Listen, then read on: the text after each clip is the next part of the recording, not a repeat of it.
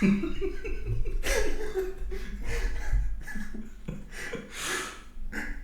that concludes our roleplay of going to the store with your abusive parents. Love you. I would never gaslight you. I hope you didn't leave from the start of this because you hate ASMR, but yeah, the rest of the episode's gonna be normal, don't worry. Love you.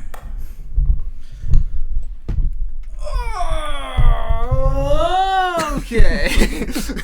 Uh-oh. Is it not? Uh-oh. It's all good. We're good? Okay. Alright. Hope you enjoyed that. Little fun bit we get to start this monumental episode. Our beautiful improvisation skills. Yes. We were just looking at our analytics, and the Kendrick Lamar episode got more listens than usual, so we just scared them all off. Yes. Of course. They're gonna see, oh, this one's about Silksonic, and then they're gonna start, and they're gonna be like, nope. Never mind. It's not worth it. I like their last episode, but this is thanks. But anyways, welcome to Broken Boys. I don't remember what episode it is. I think it's 37. I should have looked beforehand. But I can check. You can just go to the Anchor thing you have open right now. Oh yes, that's actually I don't know if it tells me because I don't number it on here. Oh fuck. Okay. I only number it on YouTube. This is a disaster already, guys. Hold yes, on. sir. 37. 37. I was shit. right. Got views on YouTube. Yeah, too. look at that. Hell yeah. Well, yes. Episode 37. Very special episode for an album we've been honestly kind of hyped for since like the second episode. Yeah. I think that's when I chose that for Song of the Week. Yep. Leave the Door Open. So it's kind of like come full circle a little bit. Yeah, it's fucking crazy. It's almost the end of the year, and Yep. we've almost been, in a couple months, it'll be a year since we started, which is crazy. So, yeah, I'm grateful that this album came out. Yeah, I think it's only fitting that, we did Silksonic for our second episode, and now we're talking on our second to last episode ever. Yeah.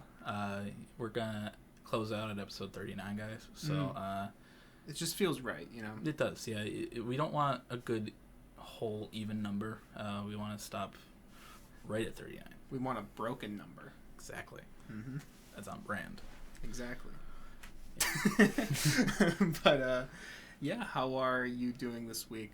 I am doing okay. I've had the whole suite to myself all week, and it's been wonderful. I've gotten to listen to music when I want to. I don't have to wear headphones 24/7.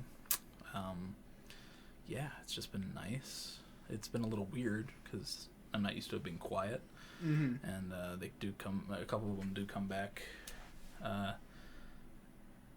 on Sunday, I believe. So I gotta. You're gonna have to deal with some for a week. Yeah, sadly, but that's okay. It's just been nice. I've been secluded, doing what I want to do, playing my Guardians of the Galaxy game, which is very fun. Nice. It's honestly a better story than both of the Guardians movies that are out, and it's a very fun game. There's a lot of good dialogue, a lot of good banter between the characters. It's just it's a little buggy, but it's not like terribly buggy to where it's not playable. But yeah, it's been a pretty good week. How have you been? Nice. I've been doing okay. It's been a busy week, and it's going to continue to be busy.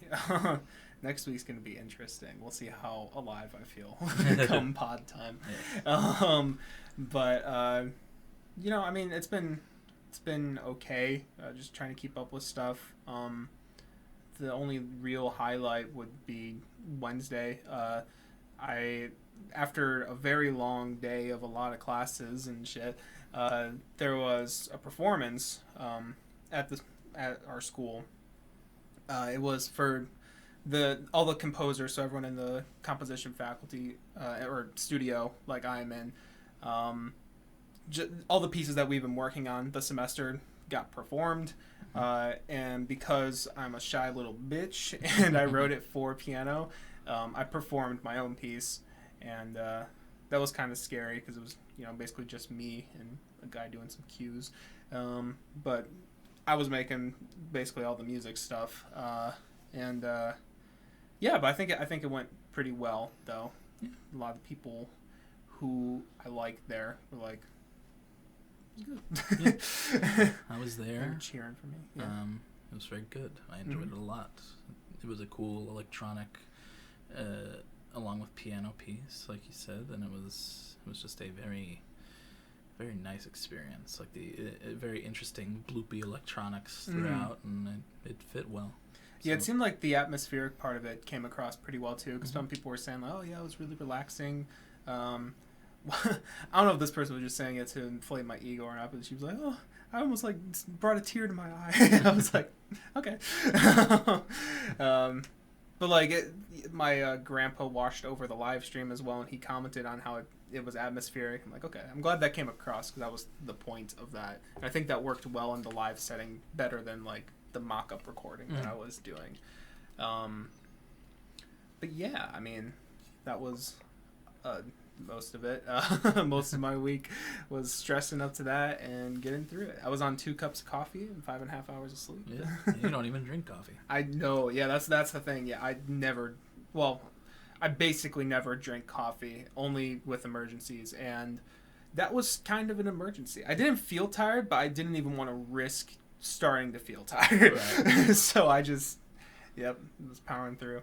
But yeah, I mean, I'll probably, since we're talking about it, I'll probably link that in the description because I'm planning on uploading it to my second channel, Plane of Scores, just because there's some people who weren't able to make it that wanted to see it, so. Yeah. Yep. Probably post your video of it. Yes, yeah, of course. Colin took a video like a babe. of course. Mm-hmm. Yes. Yeah, check that out, guys. You'll enjoy it. It's very good. Yeah. I was kind of in the back, so he's far away, but so you won't be able to really see his beautiful face. But be able to hear beautiful playing, hopefully. Of course, of course. Mm-hmm. It's a great piece, and I hope you enjoy it because I enjoyed it a lot. Thank you. Yeah, is that about it for your week? Pretty much. I mean, I'm just, doing a bunch of projects and starting to study my ass off for the next music history exam next Friday. So, just vibing. Yeah, it'll be okay though. 'Cause right after that, Thanksgiving break, baby. Won't be much of a break for me. But you won't have to. But you get to eat good food on Thursday. On Thursday. Well, I'll probably eat good food most of the time. Homemade dinners and shit. Exactly. Sounds good. I need to go to the store, but I just realized now that I need to get stuff that isn't gonna perish over a week. That I'm gonna finish. I'm literally thinking out loud. But that's what podcasts are. I guess so. Thinking out loud. Yeah. But I mean, other than that, I mean, there was some snow today, which was interesting. I didn't know it was gonna snow today. I thought it was just a little cold, and then started flurrying. I was like, oh, okay. And then it really started flurrying as we were driving here. Mm-hmm. And I was like, oh, okay. Yeah, I hate snow. Mm-hmm. And it's only the middle of October, which I guess is pretty tame. November. Forgot what month it was. Just talking about Thanksgiving. Yeah, I know. I guess it's pretty tame compared to like some other years. Like a couple years ago, it snowed. It snowed? Snowed. Snowed. Ooh.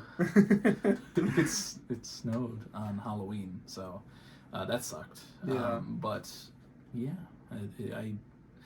I only really like snow in specific like times, like Christmas Day it can snow, New Year's Eve it can snow.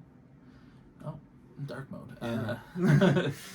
But it's just like any other time it's like fuck off. Just it can be cold, fine, whatever. I can deal with cold unless it's windy like today. Wind and snow sucks. Oh god, it was so cold. Yeah, I hate winter.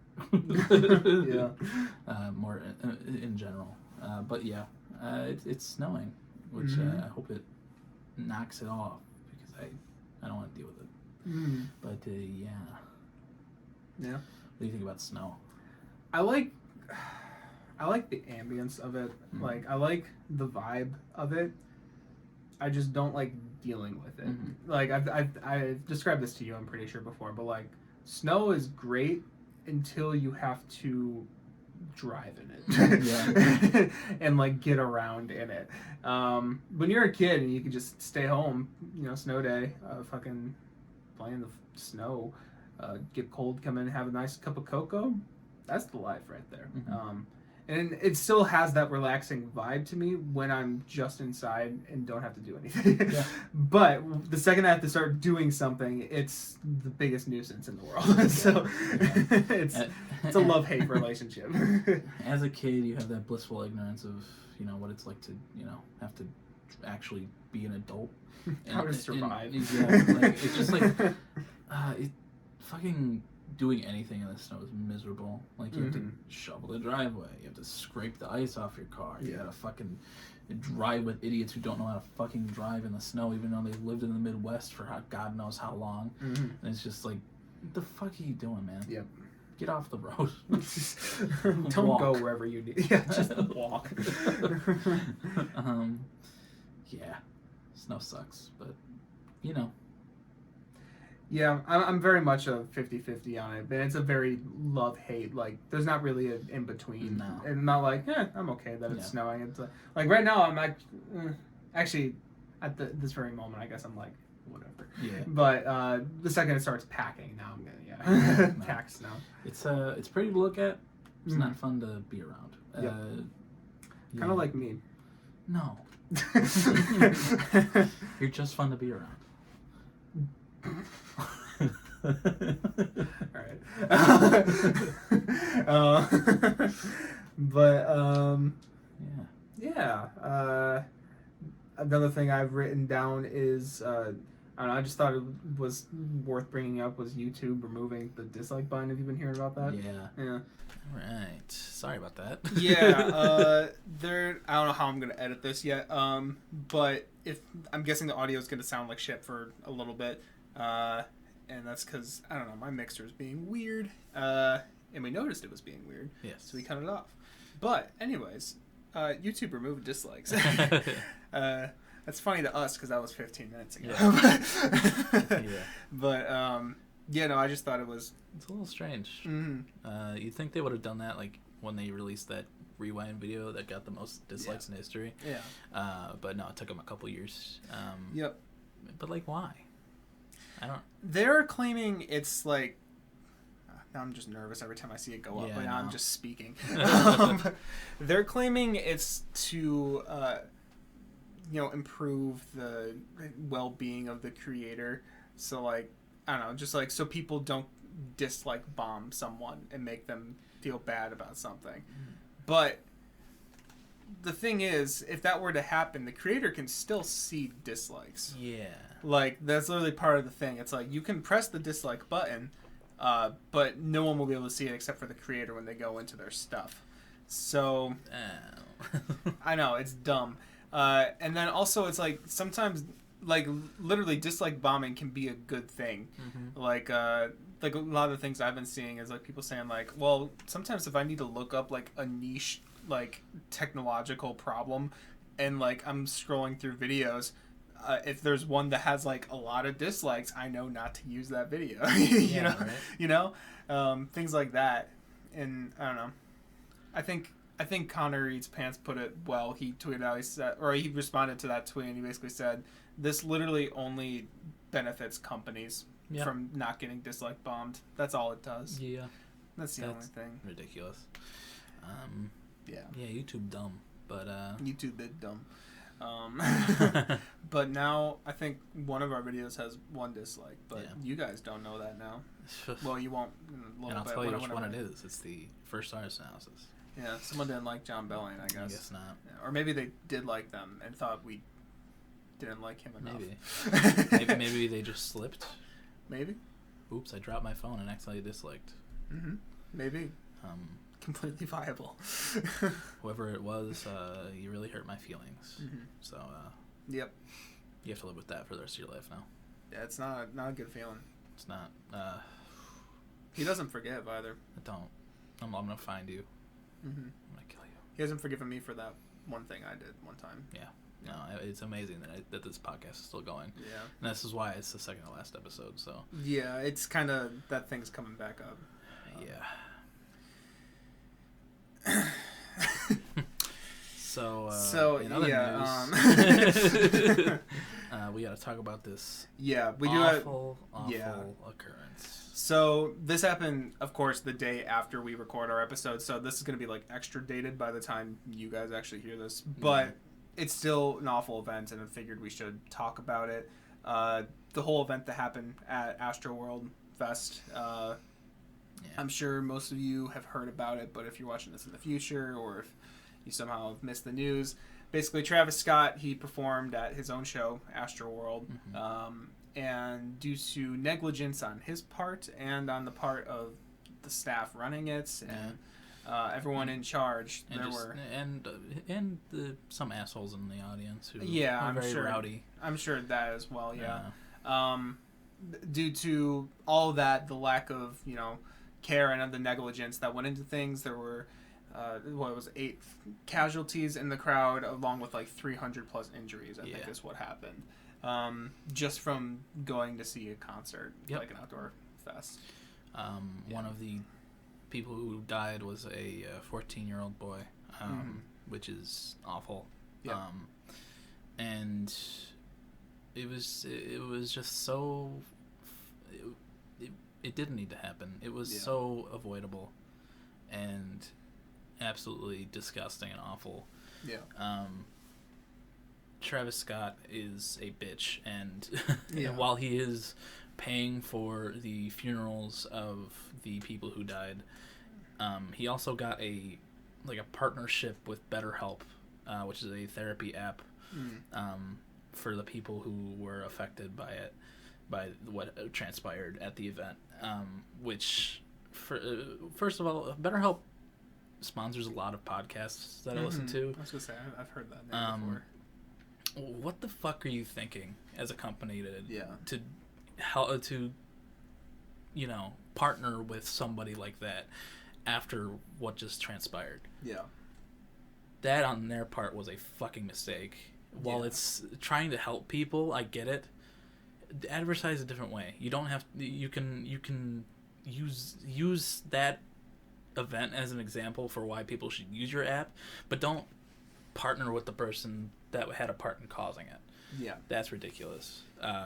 Yeah, and like there was a while there too where I mean, you said it, and I think I even agreed with you at one point. Like, it was the day it happened, and I hadn't seen much like on it yet, that we were like, well, it probably wasn't Travis's fault. I mean, you can't really. You're on stage, you can't see everything that's going on in the crowd. But after seeing, footage, and after seeing, all the stuff that was going on, and like how he kind of encouraged this behavior as well in the past of like, being rowdy at shows and like breaking in and pushing for more tickets to be sold and stuff like that. After seeing all that stuff, it's like, you definitely did play a hand in this, because it got overcrowded, and then despite, I mean, people pass out at concerts, that's true, but despite like seeing multiple victims of it happening, as well as an ambulance in the crowd, and acknowledging the ambulance in one sentence, and in the next sentence saying, let's make this motherfucking ground shake, it's like, there's no excuse. There really isn't. There's a lot of videos of what happened. There's a couple people who were very, they had a lot of courage, and they got up on like the stand where the guy was filming the concert for like the big screens, and they were trying to point the camera in the direction of where people were falling, where people were laying, but the cameraman told him to get the fuck off there, and then he got security to come over, and they basically told her if she didn't move, they would push her off of a 17-foot stand with no guardrails. And while Mike did mention the ambulance in the crowd, it wasn't like a full ambulance. It was like a golf cart with lights on top, which was like acting as the like health vehicle. So it wasn't like a full ambulance, but it was still clearly visible from where Travis was. And there are multiple videos of him from different perspectives. There's two people, a part of the event, that come on stage and say, hey, we gotta figure something out, this isn't working. And from that video that I mentioned before of the girl on the stand trying to get the camera to move, the crowd sounds like, or Travis sounds like he's saying, who wants me to who said they wanted me to stop, who said they wanted me to stop. But from the angle of the video with the two people on stage with him, part of the event, he's actually saying, put your hands up, put both your hands up. He's not asking who wants him to stop the show. But yeah, that was the moment where after that he said, let's make the ground shake. Disgusting. Yeah. Absolutely awful. And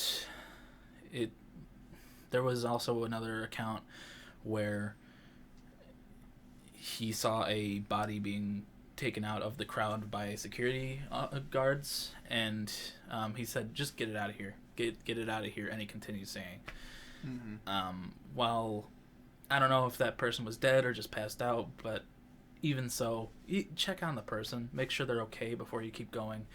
Definitely don't treat them like that as well. These are like literally your fans who paid to come see you. It's like, at least pretend to like them. Like, what the hell? And then I saw another perspective, which was inside the crowd, of almost everybody around that person going, stop the show, and it was so loud, and he could definitely hear it. Even he probably had in-ears in, which makes it hard to hear the crowd, but it's definitely possible. Yeah. And it's just inexcusable. And his apology video the day after was I kind of blocked that out just because horrid. of how awful that apology video is. It's him on Instagram with a black and white filter, trying to rub tears out of his forehead. Mm-hmm.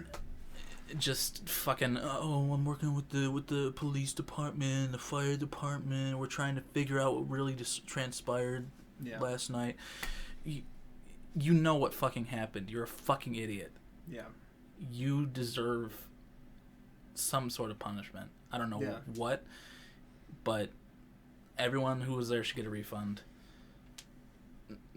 I'm glad he's paying for the funerals, but like it's still just fucking disgusting. I feel like, especially with kind of how late that, how much, well, I shouldn't say late, but like how much later that thought came after everything else, that definitely seems more like a PR move than anything else, the paying for the funerals. I mean, it's good that he's doing it, but I have a hard time believing he wouldn't be doing it if someone didn't tell him, hey, you should be paying for these funerals. Yeah, and it's definitely hard to believe that he came up with that on his own. Yeah. Especially since he has a history of trying to,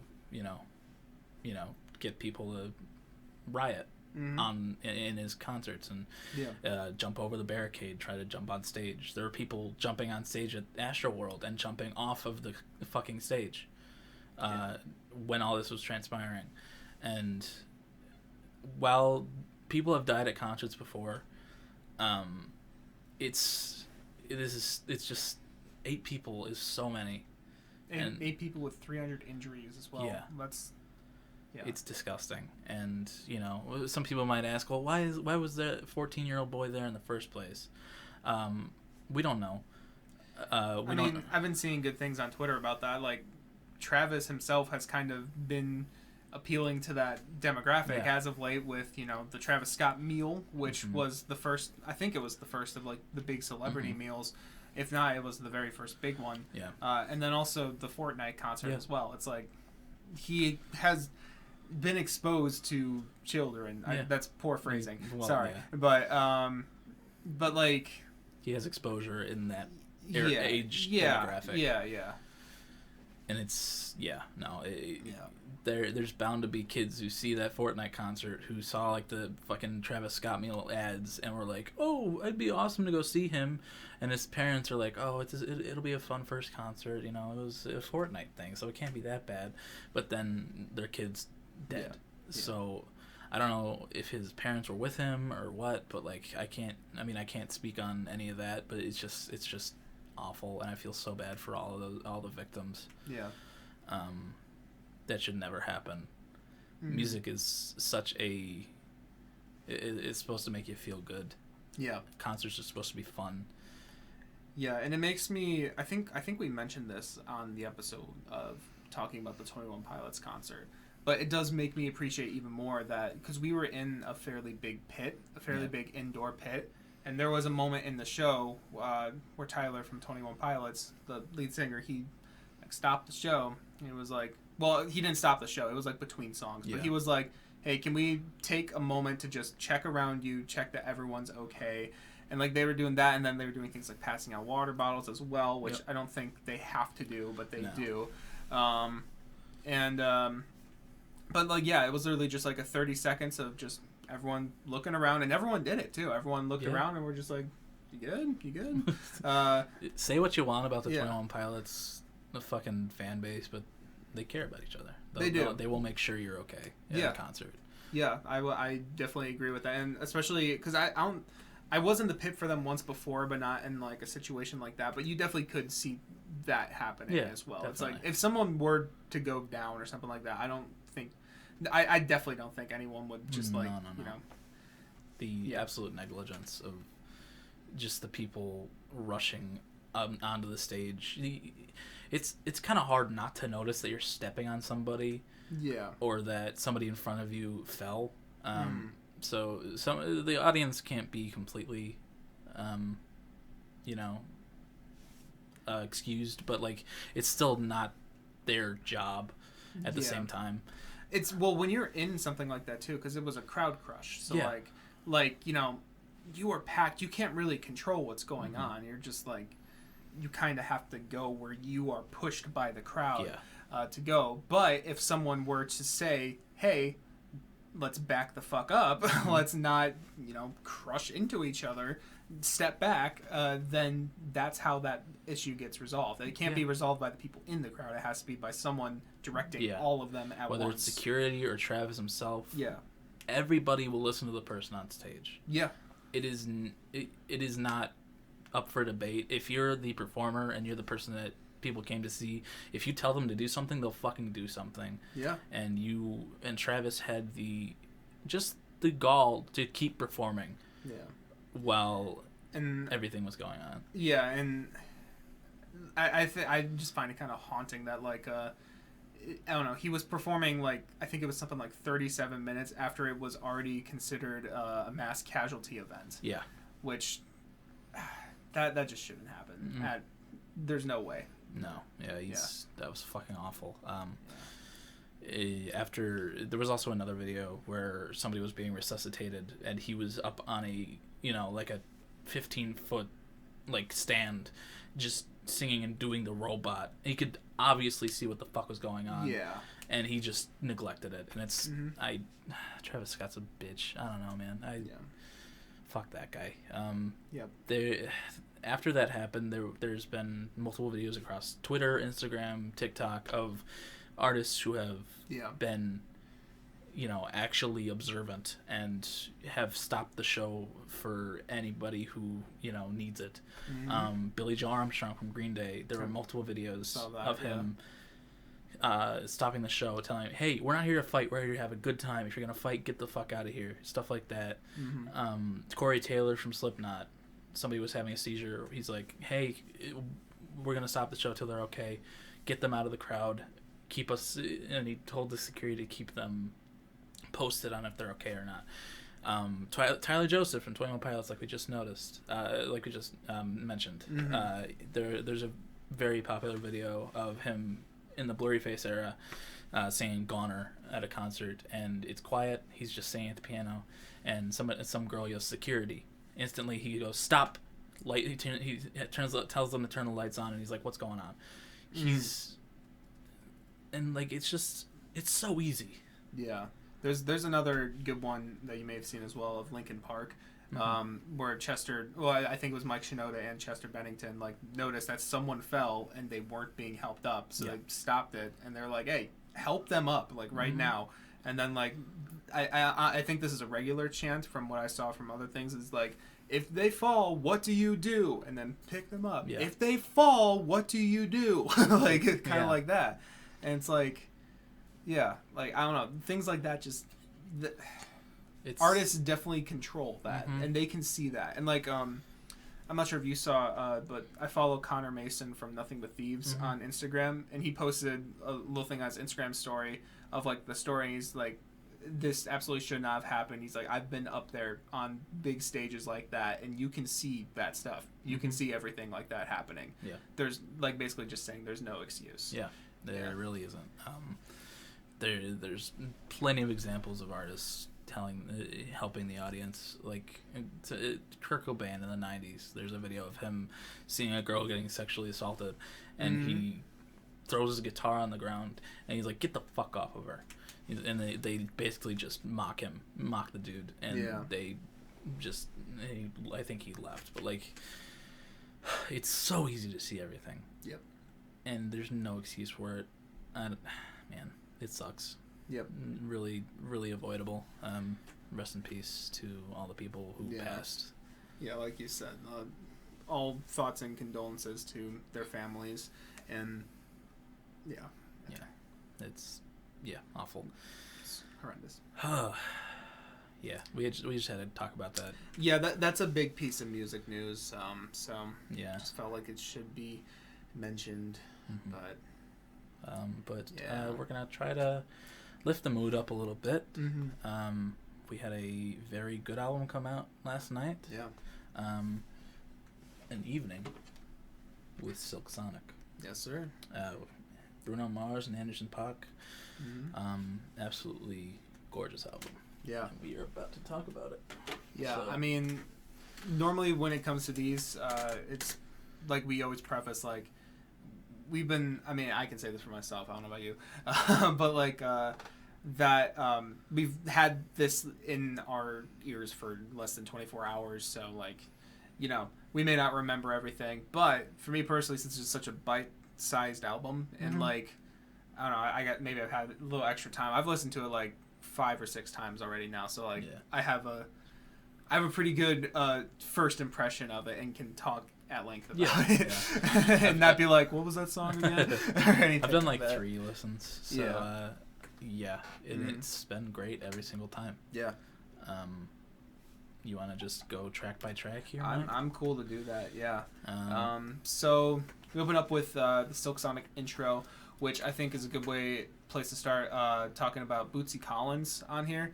Yeah. He kind of acts a little bit like a DJ drama on Tyler's Call Me If You Get Lost. A little like centerpiece narrator talking throughout. And I think his inclusions in all the tracks are really great. Yeah. He's got a great voice. Yeah, such a nice little vibe for these songs. He's a good compliment to the two that are complimenting each other the whole time. It feels so like back in like 70s. It's I love his inclusion, and I hadn't listened to the intro before, so I listened to it like once before, but like it's like I wrote down this shit's gonna be good when even the intro is smooth as fuck. Yeah, it is. It's a really good intro. Yeah, it's just as gorgeous as any of the other tracks. It's yeah, that's the intro. Can't really talk much about it, but it's produced well. It's honestly catchy for only being a minute long. You know, it's nice. Yeah. And it's a smooth vibe, and then it transitions pretty well into "Leave the Door Open," like. And I mean, we've talked about this song before. This song is fucking perfect. Yeah, it really fucking is. This shit came out on March 5th, and it just, I have not gotten sick of it since. It's just so infectious. I will say for me personally, it has gotten a little overplayed, and I've definitely done that to myself. So that is no one's fault but my own. But I can still acknowledge that, like, it's a really fucking good song, like, and that's my fault. Yeah. It is such a good intro to the band. Oh yeah, and also just to the album in general. It's beautiful. We've talked about it before, like Mike said, but like 619 million plays speaks for itself. Yeah. It's a great fucking tune. Yeah, it's pop music at its finest. Like really? That's the best way I can put it. Like this is.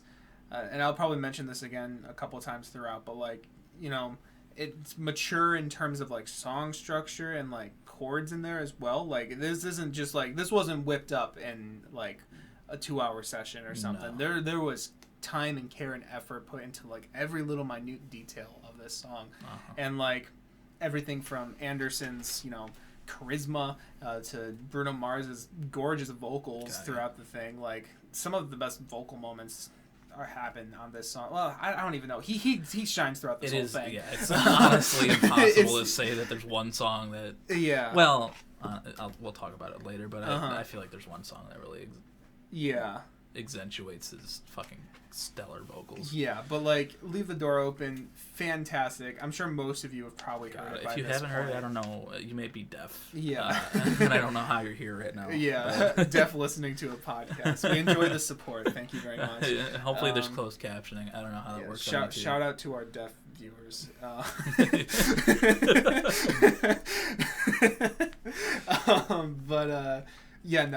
It's flawless.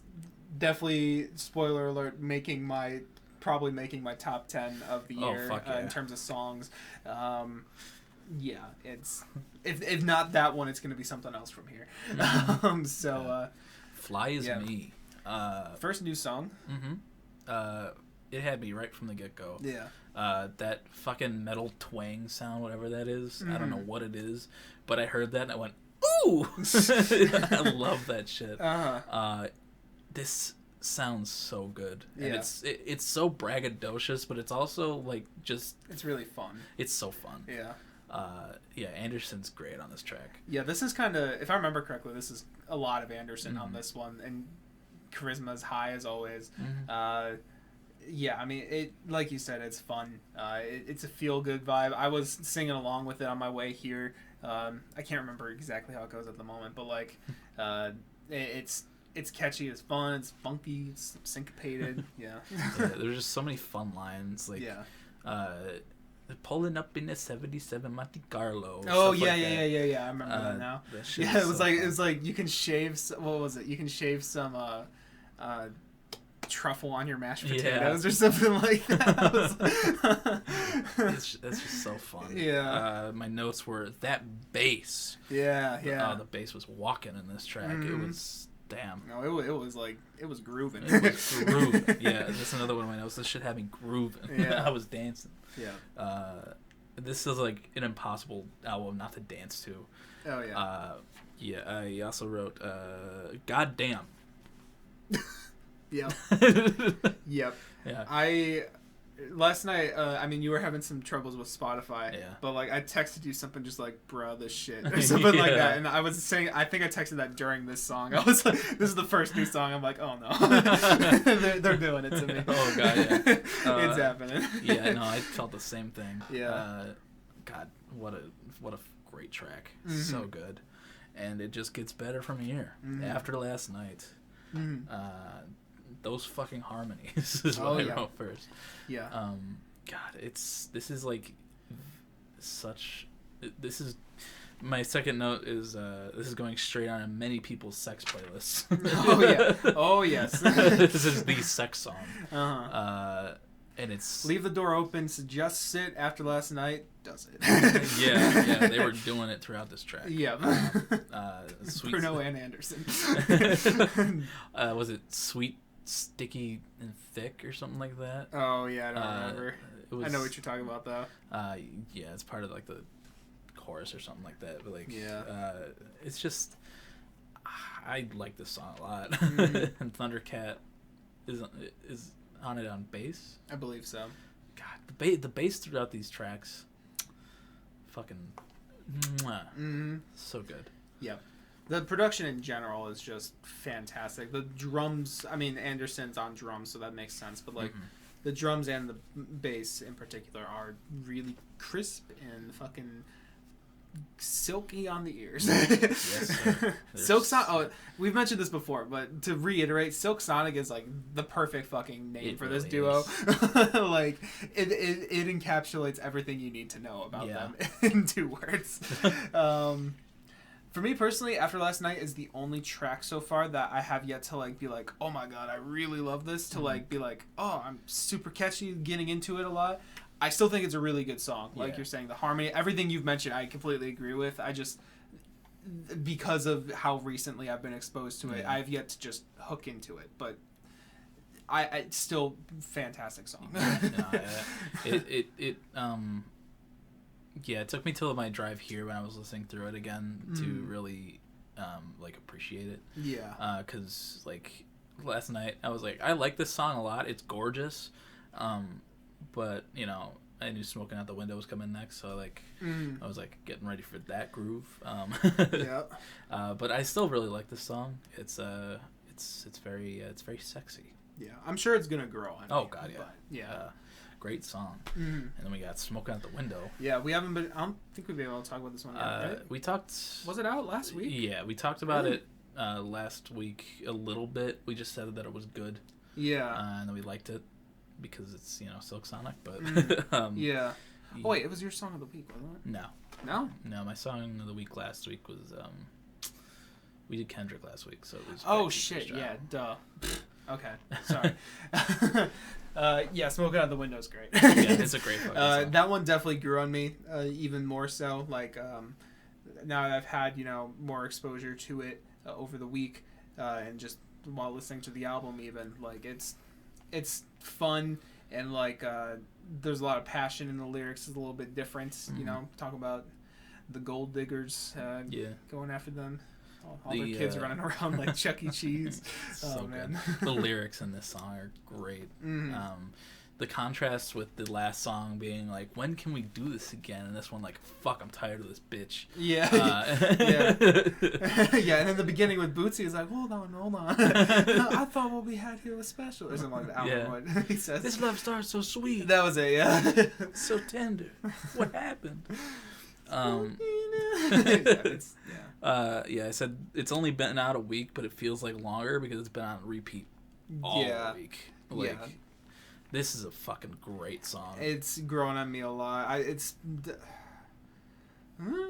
don't know. I'd have to wait and see how the long term it goes for me, but I think I'm safe in saying it's my second favorite single. Yeah, I would probably go Leave the Door Open, Smoking Out the Window, Skate. I don't even know, man. I might, but they're all so great, so it's hard to tell. I might put Smoking Out the Window above Leave the Door Open. That's what I was thinking too. I was like, maybe. And it, honestly, little bit of a preemptive like ranking here of the songs, but like I feel like this is definitely in my top 3 on the album. Yeah. If it's not like 3, then it's 2. I don't know. It's hard to rank these. Yeah, it's way too fresh for me to do that. Yeah, Smoking Out the Window, great fucking tune. Yeah. And it leads into the ending of this love story with Put on a Smile. Yep. I love this track. Okay. This, upon first listen, I mean, Fly As Me I was grooving with. After last night, like I said, I'm still trying to figure out how to hook into that one. Mm-hmm. But then Put on a Smile came on, I was like, This, I was really, really hoping there would be a track like this that would be a little bit more of the feels rather than a groove and dance. I mean, because, like, obviously they can do that shit really well. But, like, if there's just, like, a little bit of a moment of, like, oh, that would be the perfect touch for this. And here it is. And it's, oh, my God. I think this may have been what you were referring to earlier. But Bruno's vocals near the end of this track are goddamn insane. Yeah. Like, he sounds fucking awesome. It is nuts how great it is. And, like, oh, my God. And, like, the little...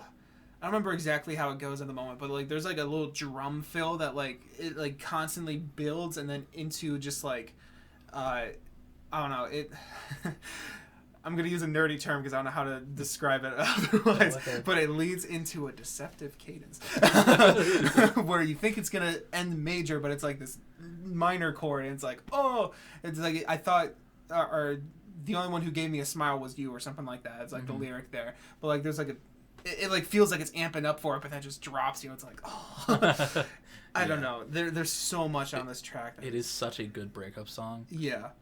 And like I said, it ends the story between these 3 songs. Yeah. Like the first one was like, when can we do this again? Second one was I'm tired of this bitch, and then this one's like, I want her back. It's beautiful. It's gorgeous throughout. Anderson's doesn't sing much on this track, but he's still great on it. But like Bruno, God, the range on this bitch. Yeah. He turned it up to 11 on this track. He really does. It is fucking phenomenal. Yeah. Honestly, I cannot even describe how much I love this song. Yeah, and like maybe slight spoiler alert, but this is definitely my favorite of the non-singles. Like it is so hard for me to do that because yeah, I mean all the other ones are great too, like I've been saying, but this one is just it. Like I said, it hits what I really wanted a moment on here to hit. Like I really wanted something like this on here, and I'm so glad it is. Yeah, like me too. It's just, oh man, like what was I gonna say? Like the rain being in the background the entire song. I love that atmosphere. Yeah, it's oh my God. Guys, listen to this fucking song. Yeah. Listen to the whole album, but listen to this song. It's, oh my God. Yeah. I said their voices are so different, but they work so well together. I don't know how it happens, but like when they harmonize, when they come together to harmonize, it fits so well. Fucking Bruno up here, and like. Anderson has that raspy, like, just that.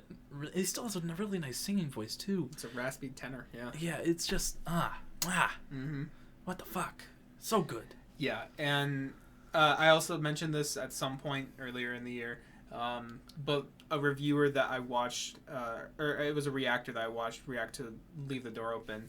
He was like, as soon as I heard about this, It's like peanut butter and jelly. Like that's still the best thing I could think of to describe these two. It's like peanut butter and jelly. Like they got their own little separate thing, but together, oh man, oh, yeah. that's a combo right there. God, yeah. I really fucking love this song. Yeah. God, it's just been banger after banger here. Yep. And then we get to track 777. Another fucking banger. Yeah. Oh my god.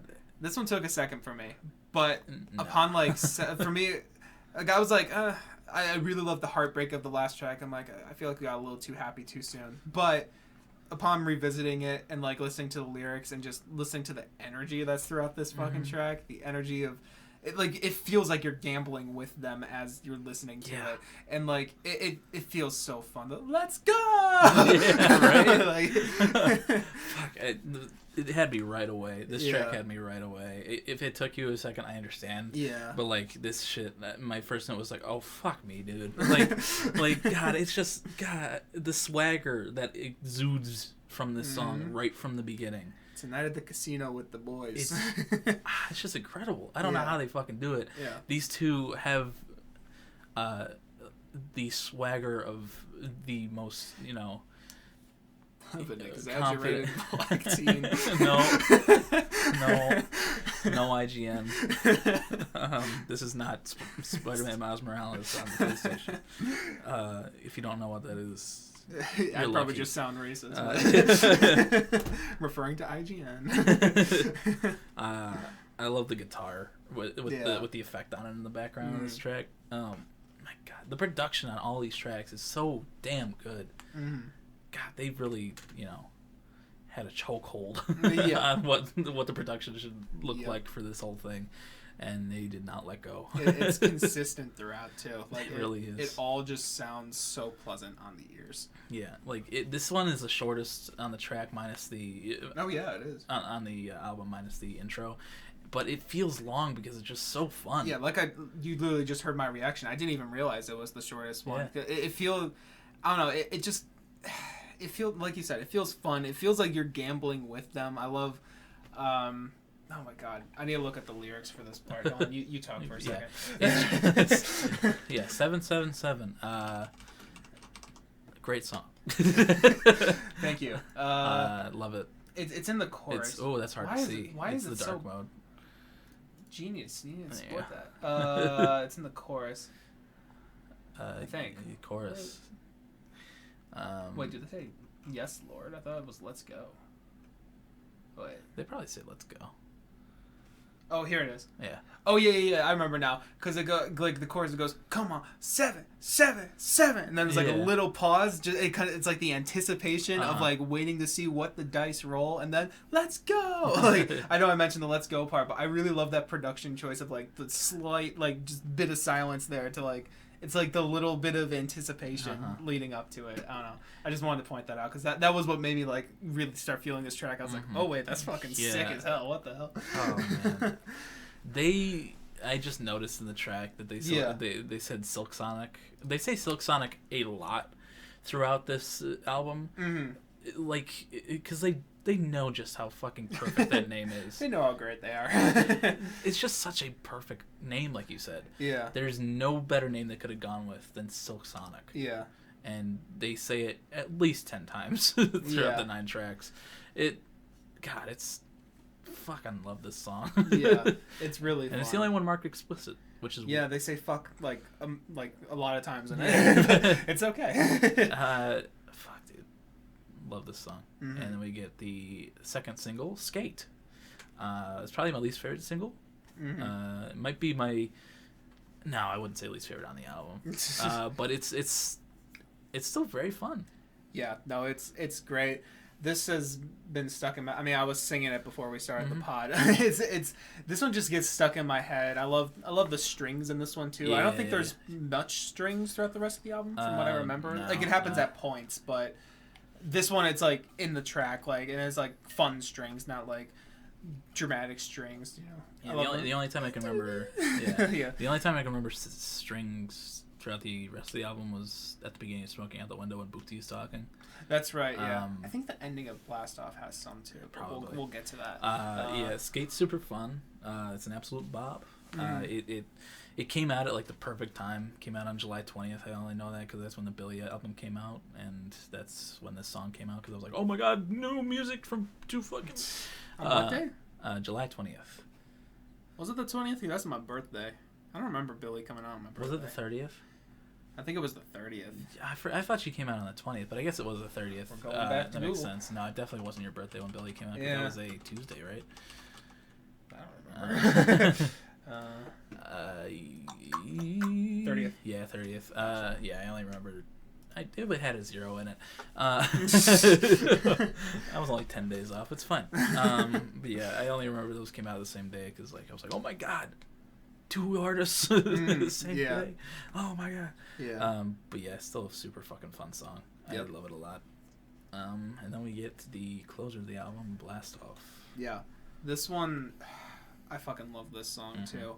Like, this is, I don't know how to describe it. Like, I mean, I'm a nerd, as I mentioned earlier, and like, the chords have been super sophisticated and like well thought out throughout this whole album, but this track is a whole nother level for me. Like, the harmonies and shit on here, and like the chord progression is nuts. It's so good. It's so well thought out and so mature for like Bruno Mars, like an artist at his level. You usually wouldn't hear stuff this like advanced, but like they're doing it, and they're doing it super well, and people are liking it, and I'm loving that shit. So jazzy. Well, I don't know if jazzy would be the right word, but like jazzy chords. And yeah, the ending of this track where they just they're saying something about keep going up, because I'm pretty sure the song's about getting high if I remember correctly. But like, but it's they're saying about keep going up, and the key keeps going up. They keep doing some key changes, and I'm like, this is how you do a key change in pop music. I don't remember. I think I have ranted about it slightly on here before. I really don't like a thing that's called I think it's called a truck driver key change or something like that. I don't know why it's called that. But it's like a very specific, like the last chorus of the song just goes up a step or whatever, just out of nowhere. That shit pisses me off for some reason. I don't know why. It's very irrational. But like the key changes they do on the end of this song are not that at all. And this is how you do it. And like all throughout this album, this is how you do those key changes. But like, oh my god, that ending is just, it was sending me to heaven last night. I was like, oh. No, Mike, it's not November. It's called Blast Off. What do you... You're right. Yeah, my first note on here was stunning. Yeah. Yeah, this is such a dreamy track. Yeah. I said, like, I feel like I was sinking into the most comfortable bed known to man listening to this fucking song. It's just, oh my god, it's so good. The guitar on it at the end too, like, fuck. I just said, my last note was, please don't be over after this song. Yeah. But that's an interesting thing, because I was thinking about that earlier, and I was like, what if this is the only project they do? Yeah, if they do, I'm gonna be upset. Honestly, I think I would be okay with it, just because it's so good, and I feel like they hit like so many different marks and did them so well together. And like, obviously I would love more from them. Yeah. But if they were to just like leave it on this or whatever, I'd be okay with it. Just being like, remember Silksonic? That shit was so fucking good. Yeah, I can see that. It's just I just, you know, I love them so much. I do too. I definitely want to hear more from them. Yeah. But if this is the only thing they do, I would be satisfied with how great this project is. Yeah. It's their shortest track by track, but we definitely had to talk about all these songs. They're so good. Yeah, and everything's so unique as well. I mean, what an amazing album. They fit so much flavor into just a half an hour. That's a good way to put it. Yeah. And it's just, God, it's delicious. It's a 9-course meal, baby. It really is. Fuck, it's just, start off with a nice appetizer with the intro, and then you got this fucking delicious steak in front of you with yeah, I'm not gonna name 9 foods, but Blast Off feels like a dessert. It does, honestly. Yeah. It feels like a nice, like, I don't know, chocolate cake or something. Yeah, like a nice warm, or like a pie. pudding for me. A pudding, okay. Like a chocolate pudding. And that feels like blast off to me with some whipped cream. I feel like a nice warm apple pie. I can see that. I don't know. I love pie, so. Yeah. I love chocolate pudding. Yeah, it's just the harmonies, the production, the instrumentals, to die for all throughout this goddamn album. It's just gorgeous. Maybe vanilla pudding.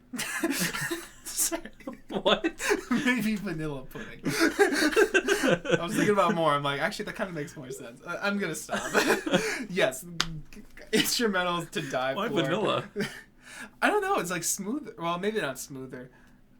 Silkier. It's creamier. Okay. You know, it's got that. It's. I don't know. I like vanilla. Mike, I completely agree with you. Thank you very much.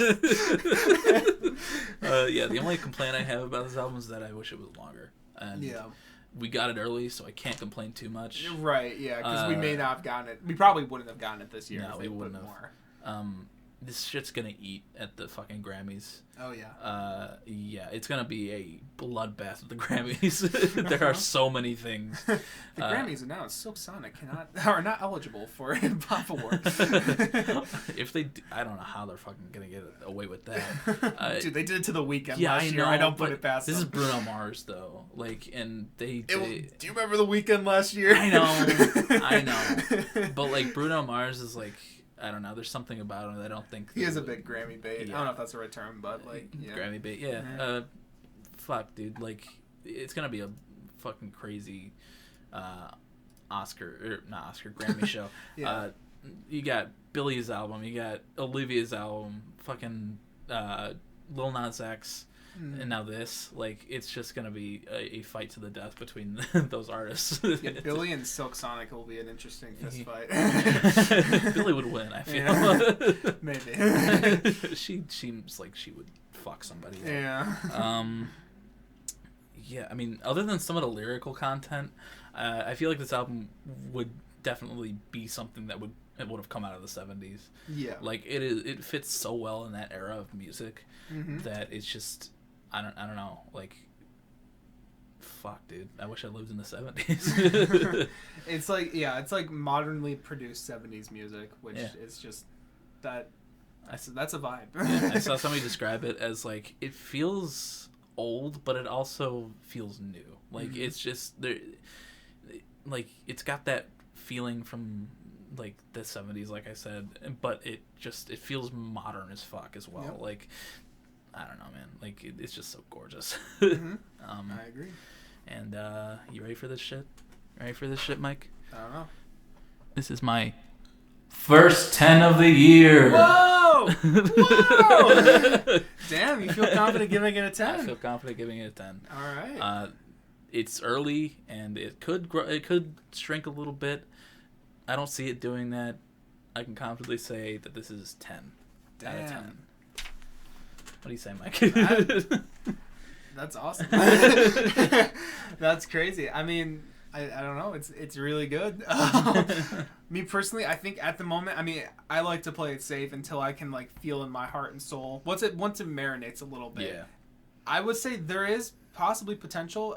Honestly, it kind of banks on how After Last Night ages with me, and then if anything kind of shrinks on me. But like it's possible I could get up to that too. Yeah. I can safely say that. Right now I can safely give it like a really solid 9. Yeah. I can say that. If I wasn't gonna go with a 10, I would have said like a 9.8, 9.9. Like it's just so fucking good. And it was hard. It's if Happier Than Ever wants to fight for it, then it can. But I don't know, man. I don't. Fuck. Goddamn. We got a live 10 reaction. Yeah, he did buy the CD. Like, do you want to tell the little story that you told me in our little intermission? I went to our record store near campus, and I went in there, and I didn't. They usually have like new stuff in this little bin or on the wall, and I didn't see it. I didn't see this Silksonic CD, and I was like, oh, maybe they didn't get it yet, which is fine. I can go to like Target or something, or I can wait. But I was like, okay. But I still wanted to look around, so I went to like the back, and I saw Casey Elephant Tell Me I'm Pretty on vinyl, and it was like a special like cloudy like cloudy paint spattered album on vinyl, and I was like, fuck it, yeah, I'm gonna grab that. And then I went up to the front, and just to make sure, I was like, do you guys have the Silksonic CD? And they're like, yeah, we do. I was like, fuck yeah. She handed it to me. I was like, hell yeah. Because like she was taking pictures for the promo for the Instagram, and for the gram, of course. And I was like, yes. But I bought that, and I was just so happy. And it's a very pretty disc too. I don't know how well you're gonna see it because it's kind of dark, but it's a peacock in there on the, and blast off with Silksonic. So yeah, I'm 10 out of 10, baby. Yeah. Yeah, I mean, I had a hell of an evening with Silksonic. Oh. But yeah, no, it's fantastic. People should listen to it, and yeah. How about we transition into our song of the week? We can do that. I don't remember who it is. Is it me or you? It's you. Me. All right. Damn, I'm going between two. All right. What are you gonna? I can't tell you. It's not either of the two you're going between. It's not. No. Okay. Shit. Okay. I'm going between Smoking Out the Window and Put on a Smile. I think I'm gonna go with Put on a Smile just because of how stellar it is to me in this moment right now. Okay. Put on a Smile, Silksonic. Yes, sir. Baby, you're the only thing we're smiling for was you. All right, we're back with new pairs of pants. Yeah. Put on a Smile. Oh, God. It put a smile on our faces. Yeah. That's what I'll say. Yeah. And also put stains in our pants. Our pants that are going to be washed after this. Yes. Yeah. They really released this album in the wrong month because every man simultaneously nutted when they listened to this album. Yeah. And women too. Hey. Women can nut. And they thems, they can nut as well. We don't discriminate. There's no nut discrimination here on the BrokeN Boys podcast. Of course not. That'd be awful. Uh-huh. God, what a fucking beautiful track. Yeah. So good. I mean, we went over it. Like, it's so good. The first half is really good. I would even say it's like really, really good. But then they just somehow take it and they just make it even better in the second half, just with the key modulation at the perfect moment and those fucking drum fills that I was talking about. And I realized as we were listening, you said Anderson doesn't do as much on this track vocally, which is true, but I think the drums on this track though, they're great throughout the whole album, but something about the way that he does that build up just to drop it off is it's different every time they do it too, in the song, at the end of every chorus, and it's just oh my god, this is phenomenal. This is so good. They both went off in different ways. They did, yeah. And Anderson showed off his instrumental skills here, and Bruno showed off his vocal skills even more than he did throughout the rest of the album. Yeah. It's just gorgeous. Yeah. If there was any way to describe this song and even this album in general, I'd just say gorgeous. Yeah. Because goddamn, what a beautiful goddamn track. Yeah. Anything else to say about that? It's that song is a 10 out of 10. Oh, yeah. I can say that very confidently. Yeah. So fucking good. Yeah. Yeah. My song will be the Fly As Me. It'll be Fly As Me. All right. I deserve to be with somebody as fly as me. Whew. What a fucking tune. Yeah. Yeah, it's so good. It's so fun to sing along to as well, as I learned on my way home from here. You deserve to be somebody as fly as me. Oh, it's so good. The Colin response he does with the spelling out of fly towards the end. Yeah. God, this is Anderson's song. Yeah. And it's just, oh my god. Anderson's charisma is off the charts on this song. Really is. But it's so fucking good. It really fucking is. I can't get over it. This is definitely one of my it's definitely one of my favorites here. Actually, honestly, I would say, I mean, maybe I change my mind in the future, but like from what I'm remembering and like looking at this right now, I think you kind of chose the Anderson. Like this is Anderson's standout track vocally, and this is like Bruno's. I chose Bruno's standout track Honestly, vocally. yeah. Like the other ones are like a perfect blend of the two, but it's like the focus is Anderson on this one, and the focus is Bruno on this one. Yeah. So. Yeah. Man, it's so fucking good. It is insanely good. Damn, what a great fucking album. Listen to it if you haven't. Yeah, An Evening with Silksonic.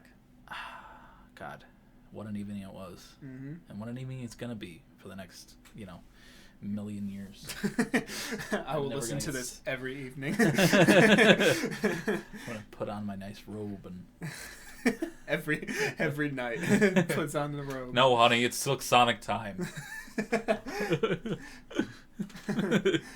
Babes in the mood. No, we must listen to Silksonic first. You know the drill. Well, you just put it on him in the background. No, I have to soak it in. I need to encapsulate Anderson. I need the charisma. At least let me listen to Fly As Me, and then we can get to it. But yeah, Silksonic. Yeah. What a beautiful combination of everything they put together. And it's a really satisfying release too, Okay, as yeah. well, because like I mean, you and I were both hyped for this. I feel like I've kind of learned my lesson with being like super hyped for things, so I wasn't like constantly thinking the whole time like, oh my god, I can't wait for this, I can't wait for this. But like every time I thought about like, ooh, that's coming out, I'm like, oh, I'm excited. This week, this is all I can think about this week. I was Yeah. just so excited for this to come out, and when it did, I fucked it. And then it hit the marks. It really did. Yeah. Yeah, 10 out of 10, baby. Mm. Yeah, now we gotta go wash our pants. So, Yep. Gotta do some laundry. Unrelated. yeah. Yeah. Of course. So I hope you enjoyed the ASMR bit. Mm-hmm. That was fun. Uh-huh. Hope you enjoyed the shitty audio for probably a few minutes as well. Yeah. But not everyone. It's just sometimes things are gonna go wrong, and what are you gonna do about it? And if you disliked the ASMR bit, make sure to dislike our video. Yes. Because no one will be able to see it. Yes. Except for us, and then we'll cry about it. So. Yeah, we will cry very hard. So don't actually dislike, or do. I don't care. So yeah, if you're listening on streaming services, thank you very much. Especially if you came from the Kendrick artist analysis, since we got quite a few listens on that one. I hope you enjoyed that, and I hope you enjoyed this one. These are very fun to make, and I hope you stick around, because next week I believe we might talk about the Adele album. It's gonna be a lot different from this one, but and the last episode. But hey, if you like Adele. Kendrick to Silksonic to Adele, Yeah, it'll be a fun one. Yeah. Stick around, guys. And if you're on YouTube, thank you as well for that. Hope you like seeing our faces. We got a nice mood lighting for this episode. And if you want to check more of us out anywhere else, we got Mike's piano channel, or not piano channel, his music channel. Playing too. It's in the description. Everything I mentioned now is going to be in the description. My review page on Instagram, along with both of our album of the year accounts. And then you have our song of the year. No, our song of the week. It's not playlist. easy, is it? It's not. But at least I say playlist every time. Okay. Our song of the week playlists are on Spotify, and you can listen to either ours separately, whether it's mine or Mike's, or you can listen to ours combined, and that includes, as I said, both of us, but also our guest songs. There's a lot of good stuff on there. It's a really good playlist. Yeah. Just put on shuffle. You're gonna hear a lot of shit. Yeah. Some of the weird shit will be coming from me, but like, you'll get to hear a lot of stuff. Yeah, you'll go from put on a smile to that one Death Grip song that Mike did that one week. You know, giving bad people good ideas. Yeah, you know? It's the same thing. You know? Yeah, it'll give you the same feeling. Yeah. It's a good 5-hour-long playlist at this point, so I think at least. Probably. 5.5. Yeah. Yeah. And it's just gonna get longer from here. So. You betch. Enjoy those playlists, and is there anything else, Mike? Just want to mention again that piece that we talked about earlier that I performed earlier this week. I'll also put that in my section for just this week, so you can check that out as well, because I think it's pretty cool. It is very good. Yeah. Like as we mentioned earlier, I very much enjoyed it, and I think you will too, if you're into piano music, along with some really ambient electronic sounds. It's very good, and you should definitely check it out. If you don't, I'll find you. My bodyguard. I'm his manager, so Silksonic, everybody. That's him and that's me. Wait, you got a mimic the face of it? Yep.